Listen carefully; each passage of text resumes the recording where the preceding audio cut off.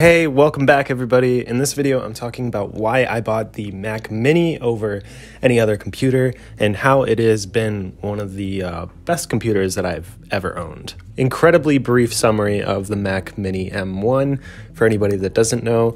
It's a Apple computer that was released in 2020 November, and it's a new type of computer chipset by Apple. It's some of their own chipsets instead of using Intel. They make their own Apple Silicon now. With this new M1 Mac, since getting my machine, it is the most efficient and highest performance machine that I've owned.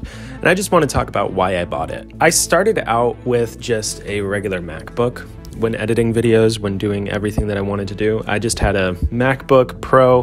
This is just a 13-inch, great machine, got everything done, but eventually it started feeling slow to me, so I moved on from it. I heard that the iPad Pro was a pretty good machine. I definitely wanted to get another MacBook, maybe an updated one, but this is what I could afford. This was $700 that I spent on this 11-inch iPad Pro, which was able to edit anything that I wanted to faster than that computer, faster than my friend's new MacBooks. It would be able to export and edit photos and videos without the load time, which was actually pretty incredible for an iPad.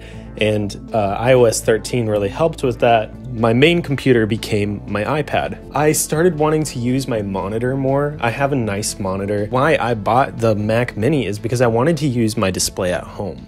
I was plugging this in to use it, pulling a 4K display out of a computer that was never meant to really do that, slowed it down a little bit too much to the point where it just felt slow compared to my iPad. After some thinking, I decided that if I were to buy a new computer, I didn't want to spend a lot of money. The M1 does look interesting, so I decided to buy the cheapest version of the M1 that you could buy, which was the Mac Mini, 8 gigabytes of RAM, 256 gigabytes of storage. Looking back on that purchase decision, it was actually fantastic, but at the time it was just like, okay, well, I'm going to buy this thing, test it out for a week, and probably return it just because it might not be enough for me. Might be enough, who knows? So bought the Mac Mini M1. After a little bit of time, I was mostly doing TikTok videos and playing some Minecraft. I noticed how quick and how snappy everything was.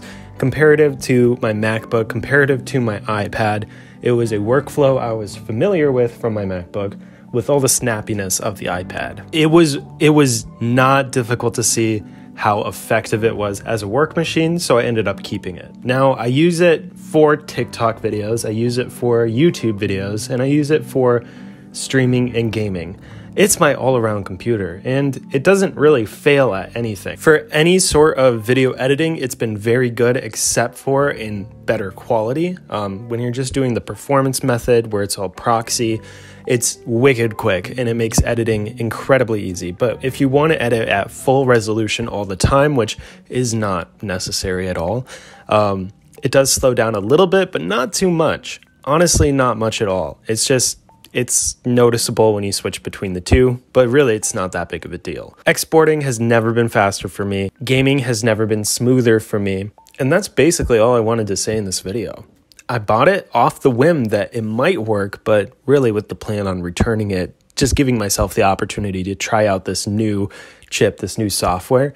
But it was hard to return. I couldn't do it. So that's about it. Thanks so much for watching this video. It's just a short little talker. I'm short on time today, don't really have much time. I'll be making a better version of this video coming up soon, probably with more shots of the Mac Mini M1, answer a few questions that I've gotten on, hey, why'd you buy it? Is it good? Please go follow me over on Instagram, over on Twitter, over on TikTok, all the same username. Subscribe here, and then these are two videos, one that the YouTube algorithm recommends, and this is a playlist of all my 2021 videos for you. There's going to be so many more in there. I'll see you next time. Bye-bye.